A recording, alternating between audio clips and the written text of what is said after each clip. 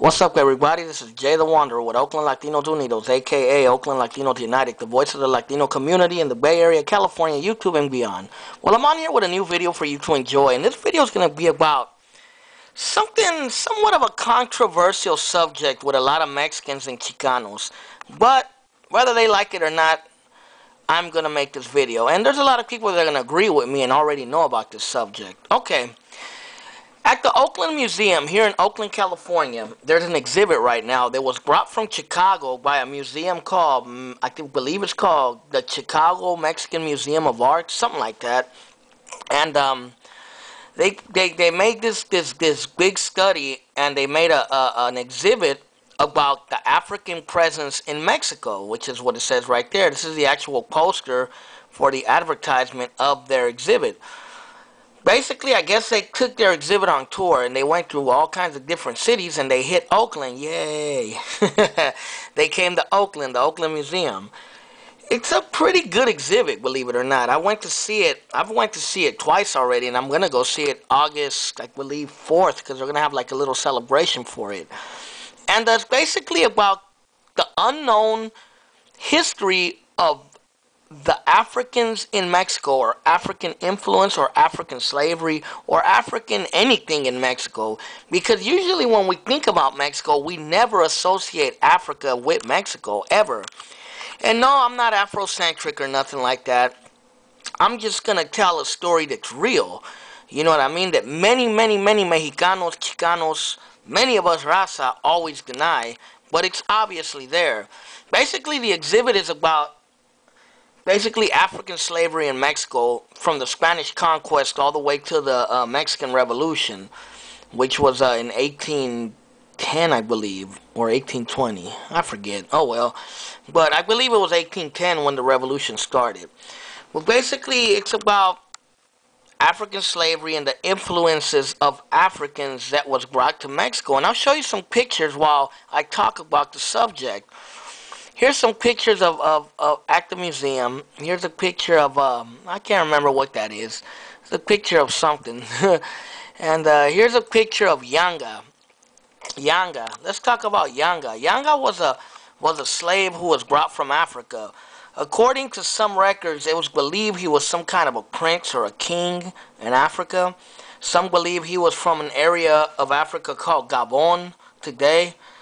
And he was brought as a slave to Veracruz, Mexico. And he basically rebelled sometime in the early 1600s against the Spaniards. And his army was made up of mostly African slaves, but also indigenous slaves. You know, many indigenous people from Veracruz, probably most likely Totonacas, because they were the dominant tribe in Veracruz, they were enslaved by the Spaniards.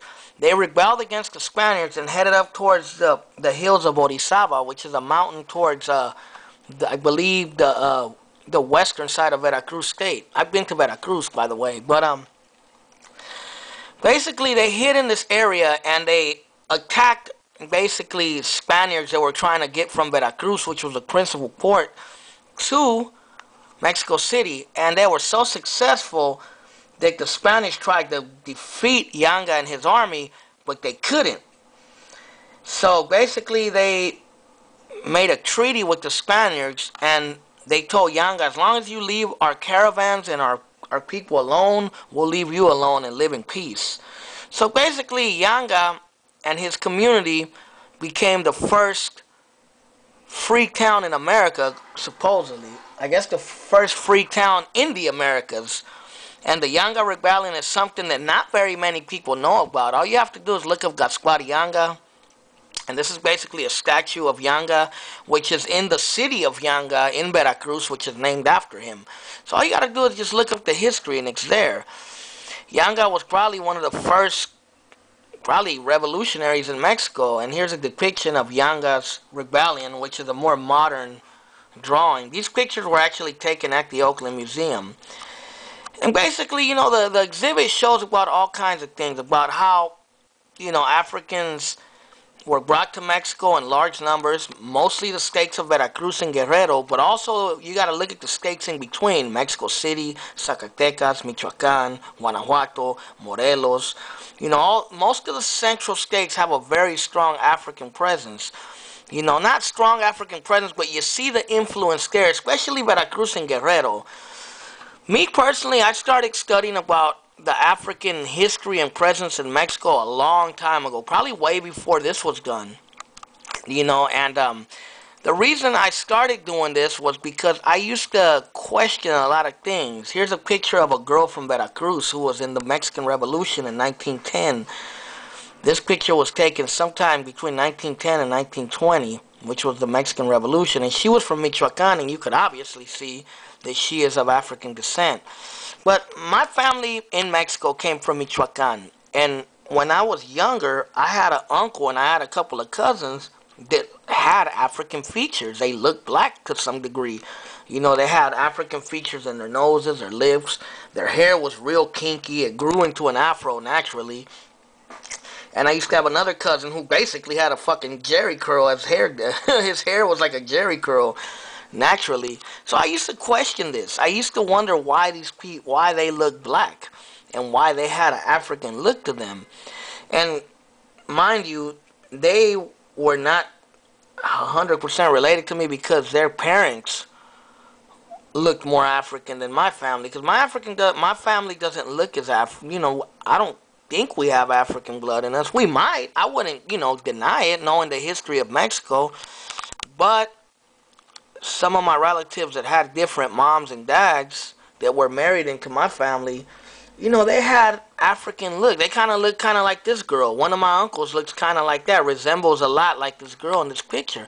And I used to wonder, why that was. And when I used to ask people, ¿por qué ellos parecen como negros? Or why do they look like they're black?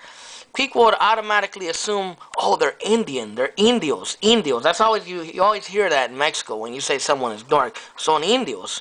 But I used to be like, wait a minute, but Indians or indigenous people, native people in Mexico don't have kinky hair. They don't have the lips and the nose like African people from Africa or African Americans have. And it used to boggle my mind. Here's another picture taken during the revolution of a man. No one knows who he is, but he's obviously of African descent. He's from Mexico.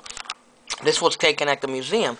So I used to wonder, why that was. And I started looking into it, and then I bought a book that was called The Complete History of Mexico. I believe that's the name of the book. And it talked about African slaves in Mexico, and it opened my eyes. This was back in like 95, 94, when I was probably like 17 years old. And it opened my eyes. I'm like, so there were African slaves in Mexico. And it was like, a lot of things started making sense to me after that, And I noticed, like I said, Veracruz. I've been to Veracruz and the states of Guerrero, which were high slave states during the basically the conquest of Mexico and the colonial times. Also, states like Michoacan, like I said, some parts of Jalisco, some parts of Guanajuato, Morelos, even some parts of Mexico City and some parts of Zacatecas have been documented to have had slaves. Zacatecas, they had a lot of slaves who worked in silver mines or copper mines. I can't remember, some sort of mines, because there was a big rebellion there also. And there were also rebellions in Mexico City from slaves. This has been documented. All you got to do is look for it. You could even Google it.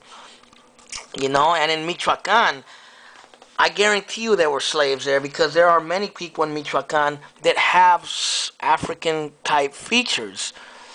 And here's another picture of the Mexican Revolution of people that might have African blood in them. These were just random pictures taken by the museum that were collected, throughout Mexico's history.